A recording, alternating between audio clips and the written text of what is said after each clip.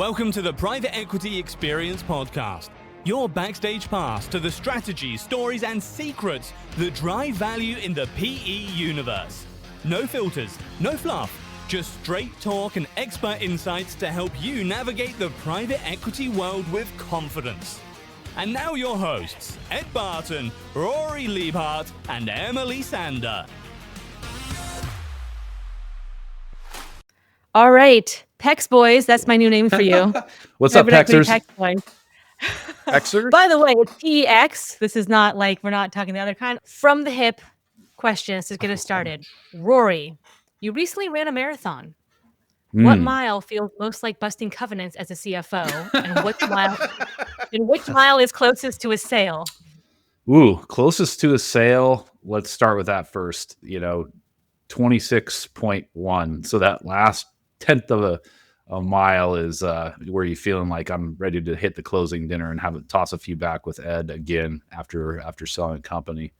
Where it feels like you're busting covenants is where they say you hit the wall at mile 20, and you kind of have to have the wherewithal to negotiate through some of those deal terms. You might have to pay some fees to get out of your covenants that you've busted, get back on track. But you got to just do it, because if you want to keep rolling, you have to push through it. So those are some strange analogies, but I did my best. Congratulations on your first marathon, man. Thanks. That's awesome. Yeah.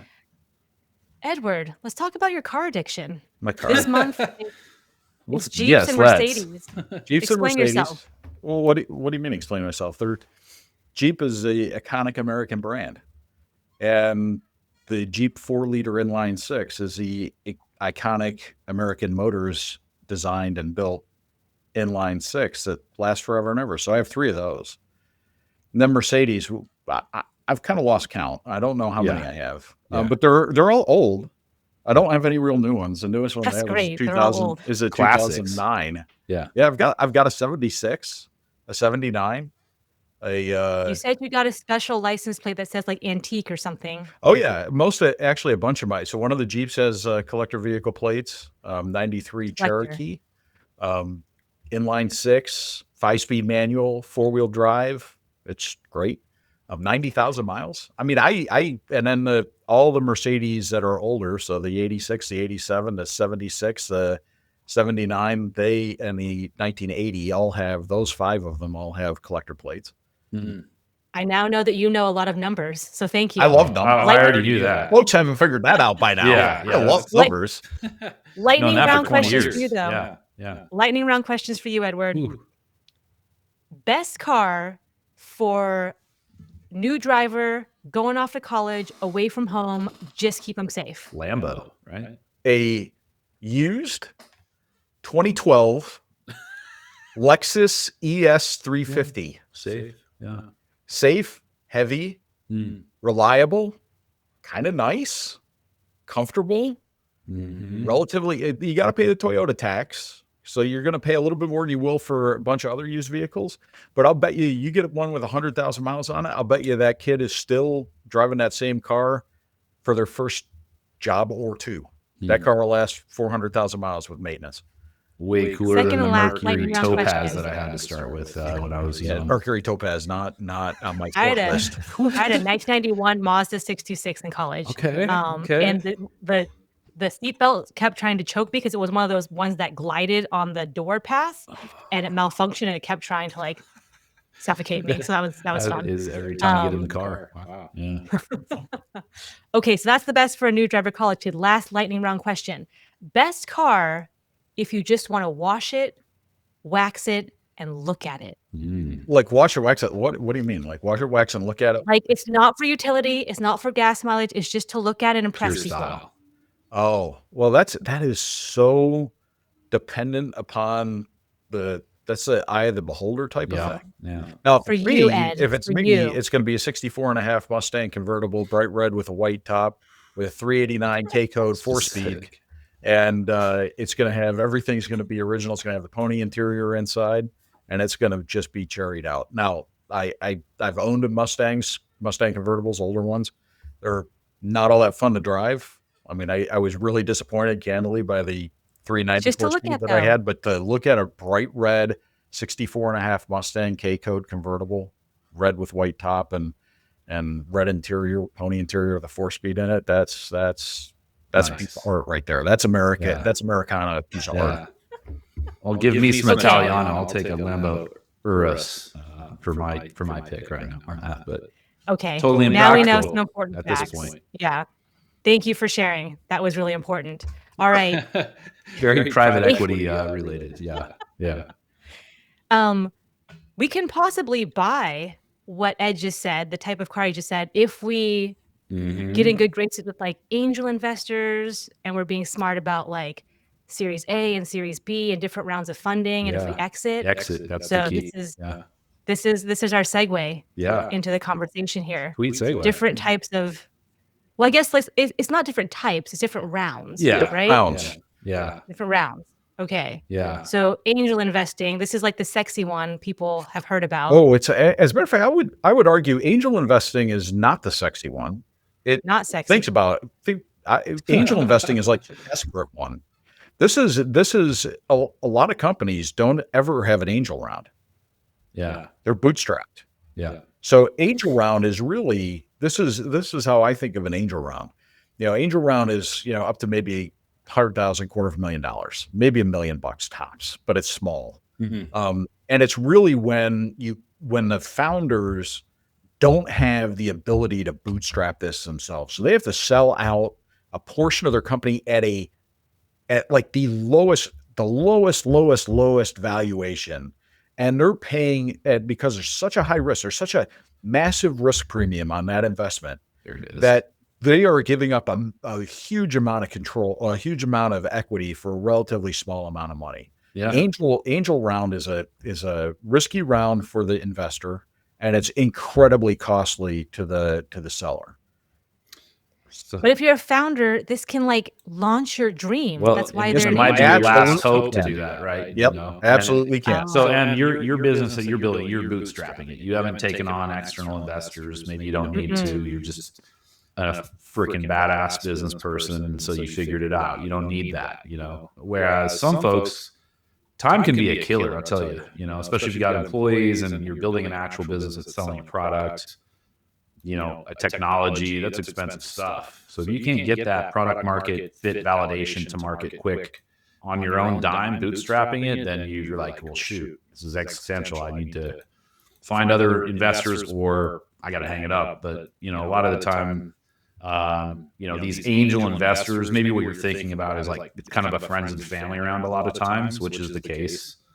I've been in businesses that are angel funded, and that typically is like, I believe in you as a founder, so and I believe vaguely in your idea. Maybe you have no idea how you're going to execute that or bring that to market, but let's give it a go. It's definitely a high risk investment.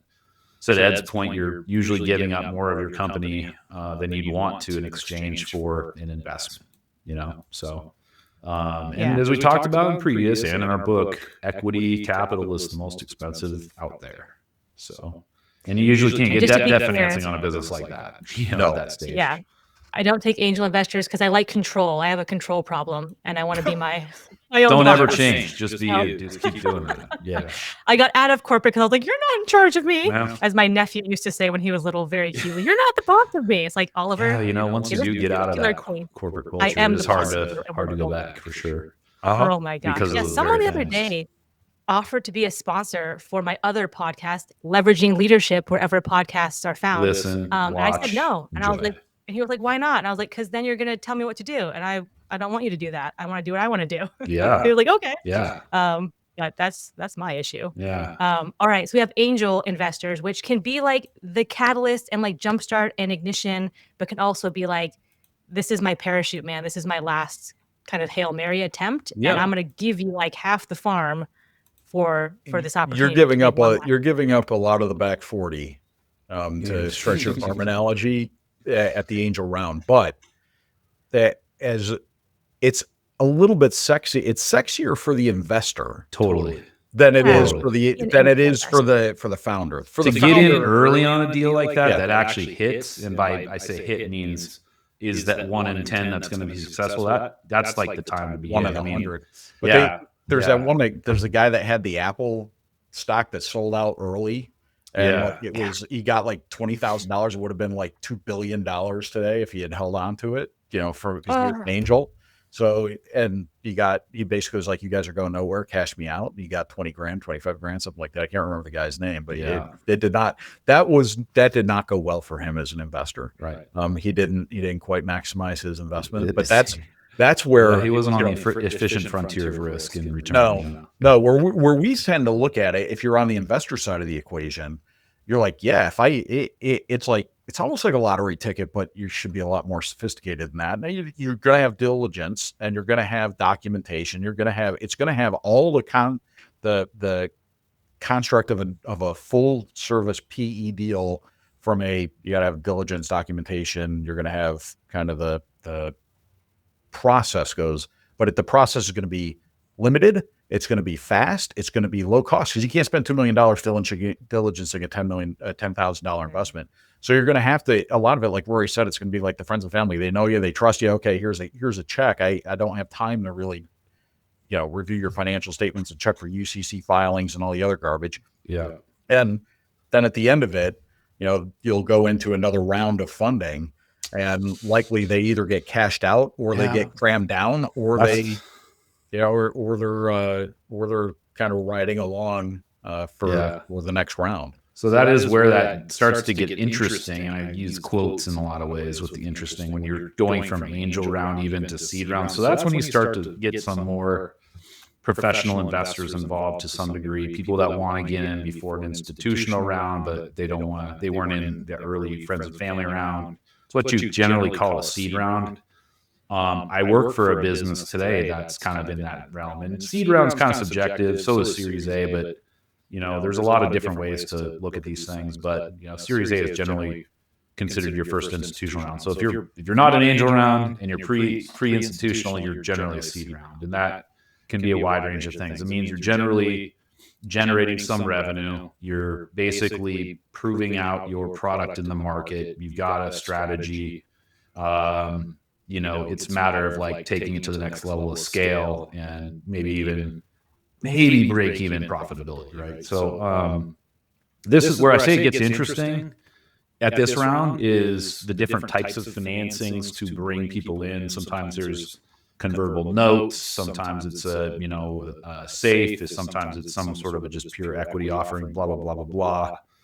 But this is generally where you start to see like a legit board of directors. And that's where things can kind of get fun or not for founders and management teams and things like that. If things, start to not work as you're expecting, or, you need to make some critical decisions and stuff. Whole point is, like, when you talk about having bootstrapped your business up to as far as you can, that means you're answering to no one but your damn self. Like you do every day, Emily. Ed and I, we answer to other people, sadly, but you are on your own as a badass.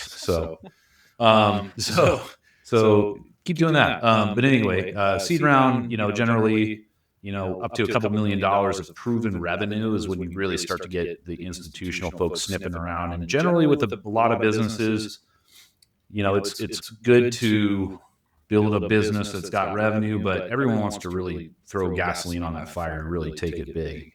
And a lot of times you need to have new capital because your operating revenue is not going to give you enough at that point in time to do the kind of thing you need to do to grow the business. And so another thing about, seed round investors and even going into Series A is typically these are like either VCs or other, high net worth individuals that have a venture allocation to their investment strategy, but they're also not control investors either. So they're betting on the Emily Sanders of the world to like take this thing to the moon.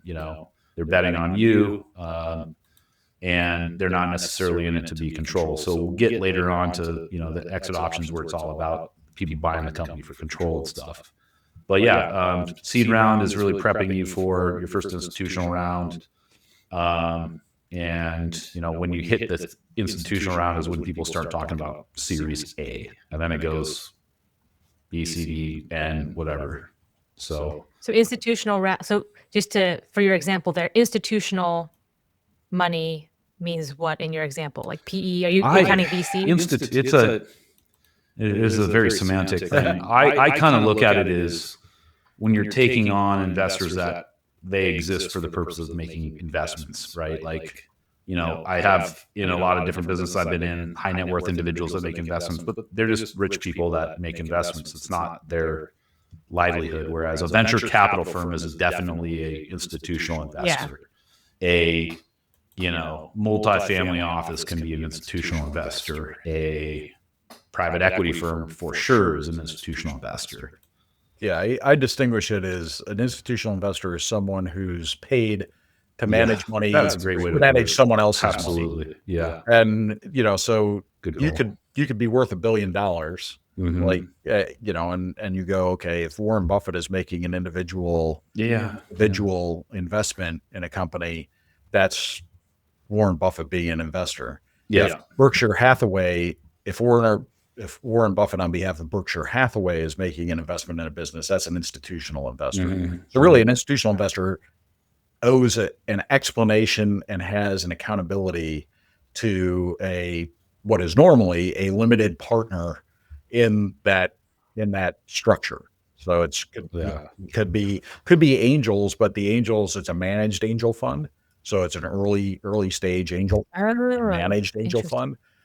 It could be, venture capital, private equity, could be, various pension funds would be, if they do direct investing, would be institutional investors if they don't go kind of through a PE or VC. Yeah. That's a really So good is there way like to a put it. little I like that. is there like a little space in between angel investing and then seed rounds, or is it Yeah. I sort of. I think people just call it pre-series A, because you could do multiple rounds of funding before you take on institutional investors. You maybe go back to the same well a couple times for, a new convertible note. You roll over the previous one, raise some new capital, stuff like that. No, I think a lot of it has to do with just like managing the cap table. That's, what I'll say.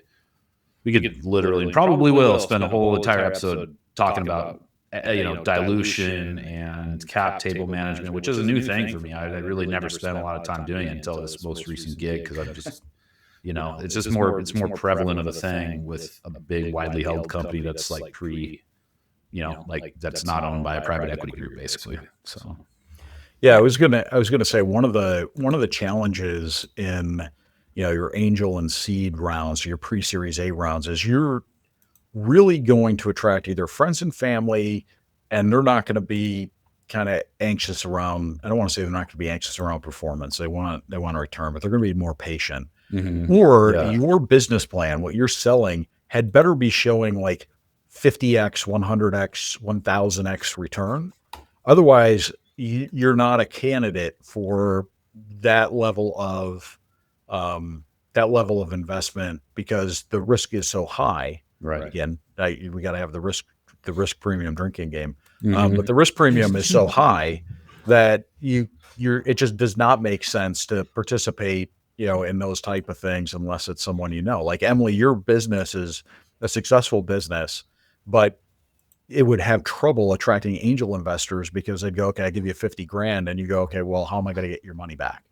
It's going to be, the business I run is not one that's going to attract a bunch of angel investors where they're looking for 20x, 30x returns.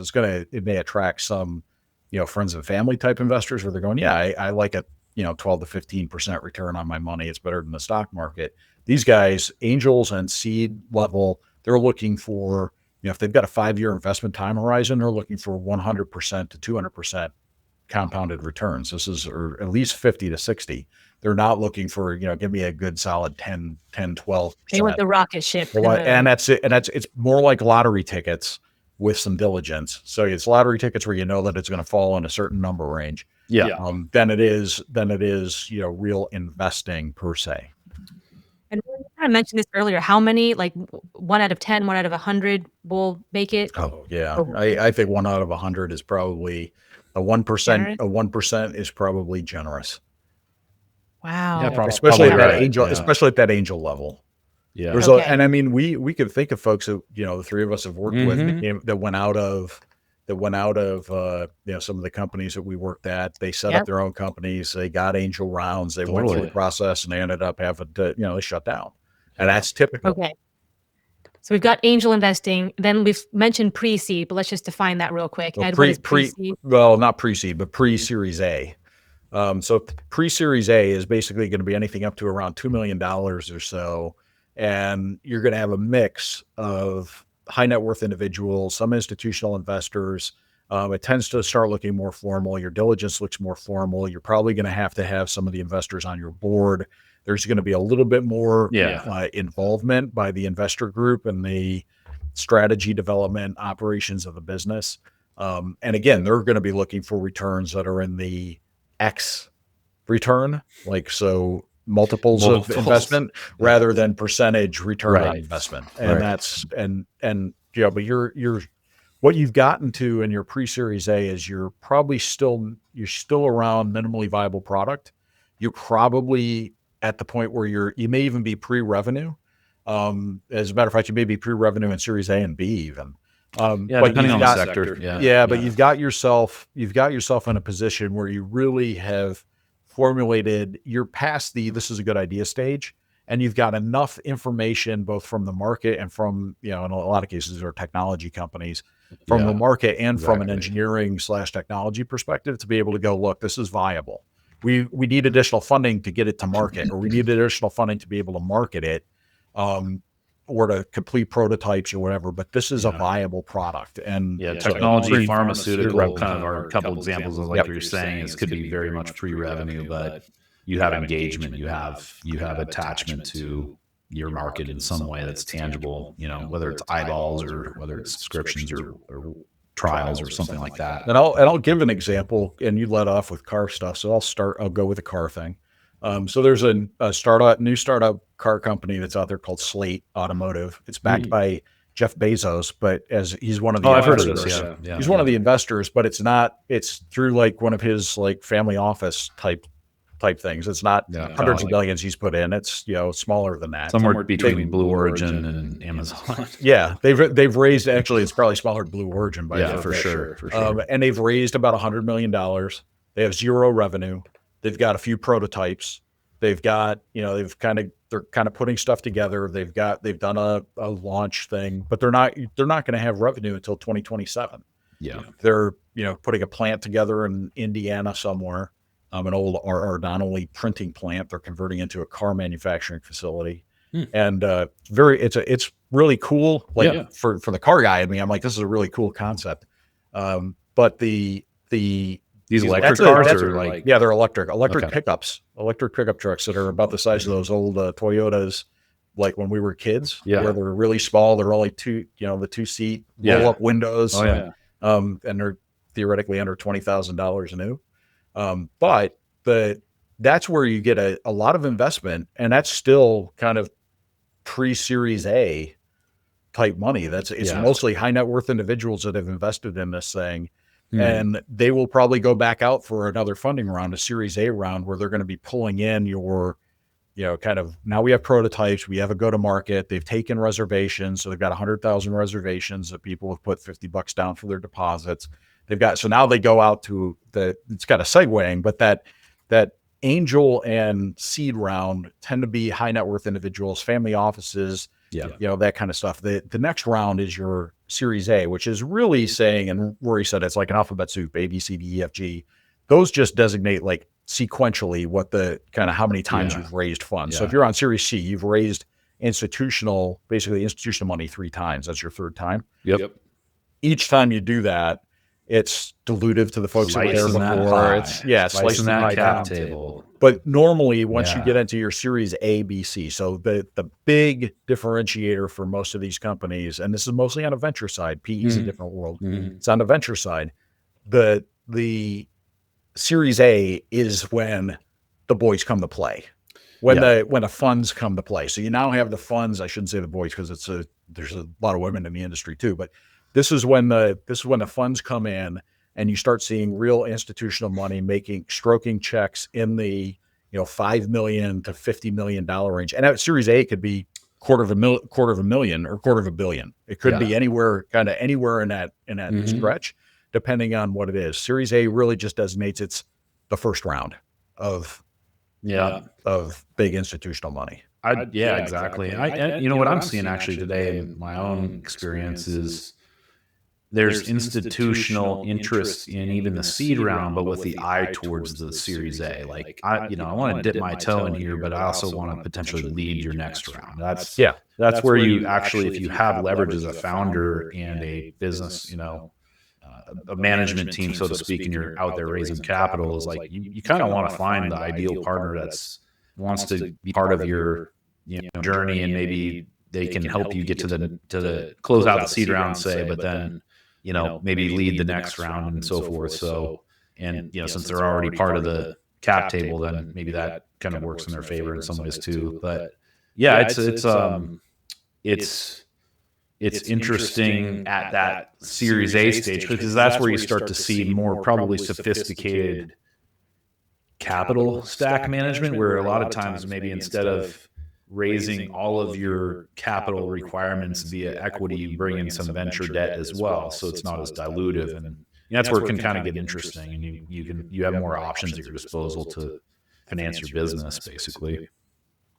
And I've seen some VC firms who specialize in pre-Series A. For sure. Like we want to play at that phase, and then there's a whole bunch like Series A, Series B. Yeah. But there's a flavor for everybody. It's I invest in pre-Series A, but not on Saturdays, and it must be in the sector of paper airplanes and stuff. I mean, it's like the most random investment mandates people. That's why there's so many firms out there, is because like you want to carve out your little niche. Yeah, and some of them have like requirements on this is our kind of investment profile, but also we require this type of board seat with this type of equity with this type of whatever, so it has to fit a perfect kind of like a Tetris piece. Like it has to fit perfectly for their. That's why finding the right capital partner out there is so difficult, especially if you're a founder or a management team running a business and you're like trying to operate the business but also raise capital. Is like, and that's where working in, we talk about it in our book too, working with advisors on this stuff, that this is their job to form these partnerships, whether it's an investment bank or just people out there that are really deeply connected and know the space. Like, that's where you can get some leverage out of your own efforts, is if you have other people working to find the right partner for you. Because I tell you what, I've have experienced and also heard horror stories. You get the wrong partner in, that can be a killer, man. I've tended to live those. That's my entire career has been built off of that. Yeah. I've had a little bit of a more balanced. I've had some greats and some other challenges, but yeah, it's like you get somebody on your board where you get a anchor investor. It's very, very difficult to get them out of it, and that could be just war games, just terrible. So be very, very cognizant. There's much more to it than just who's got the capital, because there's a ton of capital out there. It's just finding the right fit. Yeah. So okay. A, B, C, D, E, F. Like, how far does this thing go? Like, as far as you needed to, or most recently I saw an F, but I don't know. There's probably more than that. I mean, I'm just but big companies out there, a lot of the technology companies today that have been sitting on the sidelines because of the the public markets have been, nascent. Like that's where you start to see, because these companies that develop technology, and they, it's very, very costly, and you're just burning cash. So you've got to keep your thing going until you have an exit strategy, right? Or you're executing an exit strategy. So that's why you say every couple of years you might be out raising more capital, and maybe the IPO capital markets is shit, and so you have to wait it out and take on more private investment and eventually go F for fortitude. Here we go again. One more generally round. Basically everyone's trying to ultimately someday get to an IPO, a private equity buyout, or be acquired by a strategic. So all of this work and stages and fundraising to keep your business going and growing and scaling is with that in mind, ultimately. You mentioned 3 options for exit. Can you go into other? Those are the 3 main ones. The main ones, yeah. There's also your business, ends up tanking, and you file bankruptcy, and there's always an option for you. Become a distressed vulture, target. But anyway, happy path is IPO or acquisition or PE buyout. Really, I don't personally have a lot of experience on an IPO standpoint, so I know Ed's worked for public companies and stuff, but mine's mostly on the PE side, strategic buyouts. So, okay. So Ed, break down the three. We have IPO, initial public offering. We're going public, Yep. and as all the requirements and regulations, blah blah blah. But now it's open to the world. Everyone can buy in. Yeah, so That's one. we'll talk a little bit about IPO, because IPO is a sexy one. that's That what I was actually going to is say a earlier. Is that's the sexy one that sexiest. only about 5 or 10% of companies Sure. ever see that. Yeah. The bulk of companies, regardless of kind of how they were funded and how they grew up, and the bulk of the companies exit through acquisition. And that acquisition may be distressed acquisition, or it may be a very, very, very robust process at high valuation. But it's rare that you're going to see a company go through an IPO. The IPOs used to be able to do an IPO at about 25 to 30 million of revenue, kind of and I'm old enough to remember the pre-Sarbanes-Oxley days. I'm old enough for that. Yeah, so pre-Sarbox, you used to be able to go public relatively easily. Yeah. That tightened up really after the 2000 financial crisis, and then really tightened up after which was you had Enron Enron, and then stir in all the internet startups that really were, there's a lot of vapor and crap. And so they put Sarbanes-Oxley in to essentially tighten up the process. You had additional disclosures, regulations became much more expensive to bear.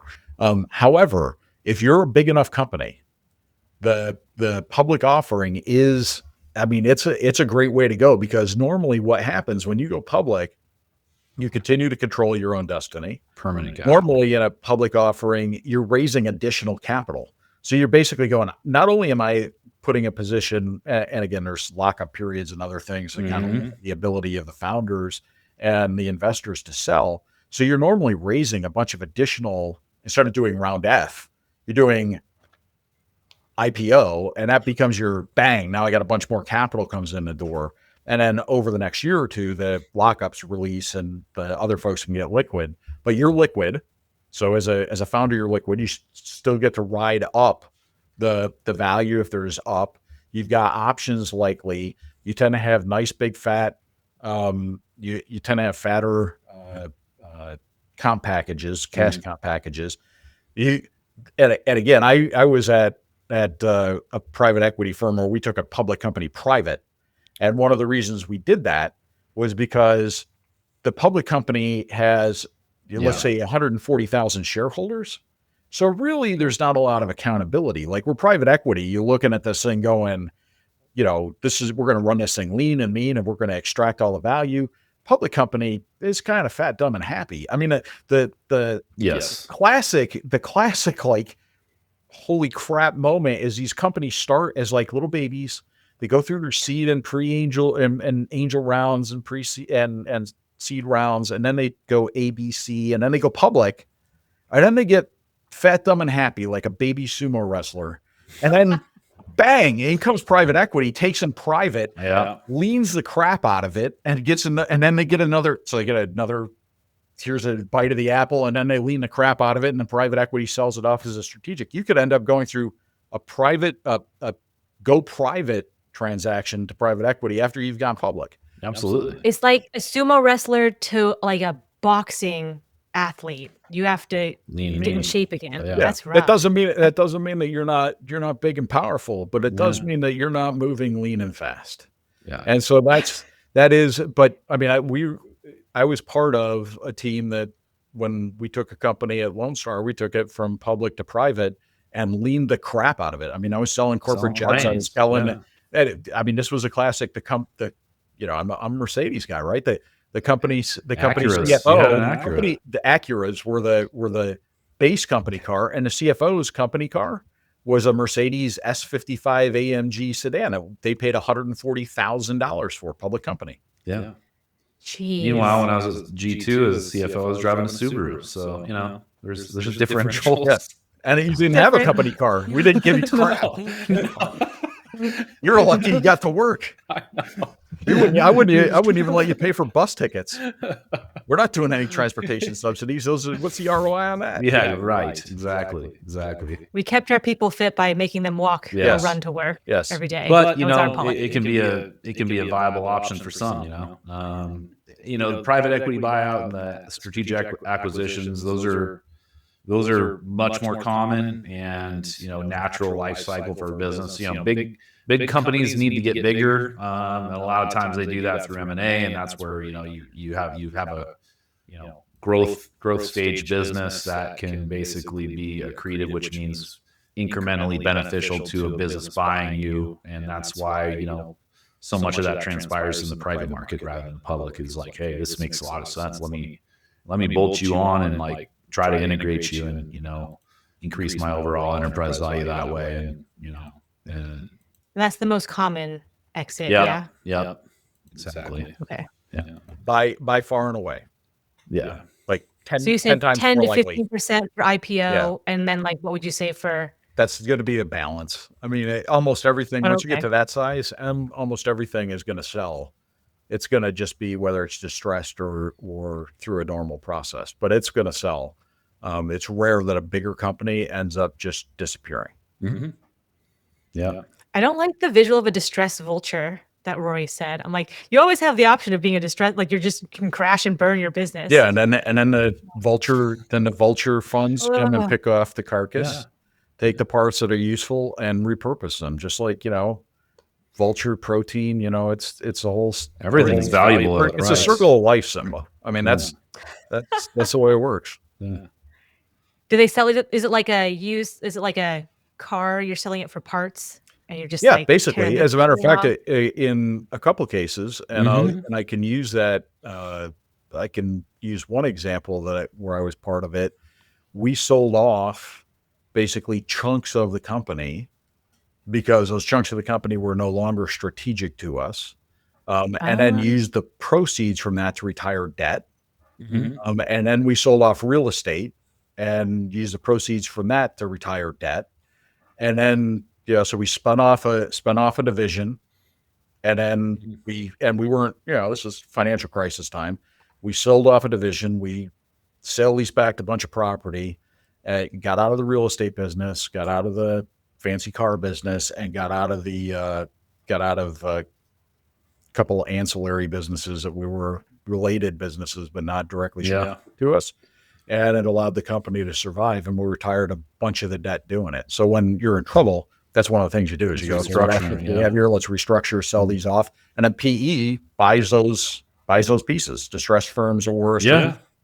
I think but you can even the last kind of career stops that I was in prior to where I'm at now, basically, I had taken a circuitous journey of running a company that was acquired by a much larger public company and as part of a financial services division, which then as things happen, for all the points Ed just said, you're restructuring, you're trying to, you've gotten too bloated, you're going to refocus your energy, grow, increase your share value, all that stuff. I was then part of a spin out, which is to say, hey, you're an appendage that no longer fits with the strategy. We're going to carve you out, sell you to private equity. And so, I've actually rode the same company through multiple stages like that. And it's there's always a rationale. You can always there's always value to a business to someone else based on what their specific, reason for existence is, right? Like, so, private equity was like, hey, we like this business, services business, all this, that, and the other thing. Prior owner was like, we don't really need financial services. We're an insurance conglomerate. So, one man's trash is another man's treasure. Exactly. Circle of life. Yeah. All right. Exit question. Lightning round. What is the best thing you've read or watched in the last 30 days that you would recommend? A book, an article, movie, TV show? Well, I just reread On Ramp to Exit and watched our last podcast. So no kidding. I'll go quickly. My wife and I have been watching The Last of Us. It's a cool series on HBO Max based on a comic book, I believe, but zombies. but some depth to it. So that's watching. It's fun to share that with my wife. And then reading wise, I am reading a book called Barbarian Days. It's about, basically a surf lifestyle from back in the day, basically, which just takes me away from the daily grind and, makes me think island vibes. And it's a cool story too. So yeah, I recommend Barbarian Days. I'll give a couple on the reading side. I don't watch a lot. Then you make up for it by reading, though. Yeah, you read like the hell out of hundreds us. of books a year. Yeah, I do. So I read a book by someone who basically I would say would be a competitor to Honor Am to Exit. I read the Exit Strategy Playbook by Adam Coffey. I thought it was extremely well done. It was funny though because I read it and I'm like, oh well, it's almost like it's a plagiarized copy of our book, but there's some different nuances, different experience. Obviously, but I thought it was. I think anyone would be well served to not only look at our book and read it, but also at Adam's book and read it. I think the combination of the two will I think they reinforce each other and they were done. Like I'd never read that before. So it was funny to kind of pick it up and go, oh, this is interesting. Did we have more real life, pithy, witty stories though? Come on. No. There was nothing as pithy. Was there as much mirth? No, I'm kidding. Not as much mirth. The other piece is the other thing that I've been reading is there's an up and coming author by the name of Amberlynn Murray, and she's redone a bunch of novels like Pride and Prejudice. And why are you cracking up? And she's rewritten them in modern American English, so you could actually understand what's being said. And so I've kind of gone back and reread Pride and Prejudice and Moby Dick and the other one and Blue Castle. The other one that I've actually kind of gotten into now is the Aubrey Maturin series by Patrick O'Brien. So he wrote 21 novels that was really around the Napoleonic Wars sailing. Wow. And I've got them on audiobook, so I actually listen to those in the car. And I'm actually up to Far Side of the World, which is the one that they actually turned into a movie with Russell Crowe. Master and Commander. It's Far Side of the World is actually the book. Master and Commander is a different book. Master Commander. Yeah, it is. Master Commander : Far Side of the World. And so Master Commander was one book. Far Side of the World was another book. I'm at Far Side of the World now, and it's extraordinarily well written. It's very funny in kind of English humor way. So that's the reading. So Patrick O'Brien, Amberlynn Murray, and then Adam Coffey. So there you go. Awesome. We'll have the links in the show notes for all of those. I am rereading The Martian and Project Hail Mary by Andy Weir. Yeah. And more precisely, I'm re-listening to them on Audible because one, Will Wheaton has now narrated The Martian. So I'm listening to that version. Oh, cool. And then Ed, your head cocked. Will Wheaton is a well-known narrator. He played Wesley Crusher on Star Trek Next Generation. And he has like a very memorable, it's him when he's narrating. And then Project Hail Mary has a key character who is not a human. And at first, this character speaks in musical notes, and they can actually do it on Audible. Yeah. So they have a cool way of like doing his voice. Wow. So that's why. Speaking of also awesome narrators too, we've got Ed Barton finishing up his piece on our audiobook. So it'll be coming out soon. Yeah. So the dulcet tones. Do you think James Earl Jones has got a sick voice? Wait till you hear Ed Barton. The dulcet tones. Morgan Freeman, watch out. Yeah. Let's go. Ed Barton is coming for you. Yes. It's coming for you. Yes. All right. We've given like really good car information, how to run marathons and what the miles feel like. Yeah. A little bit of business talk. Not that much though. Yeah. I feel like this is a good place to wrap. Let's wrap it. Yeah. Here we go. All right. We'll catch you next time on the Private Equity Experience podcast. All right. Later. Be good. Be profitable.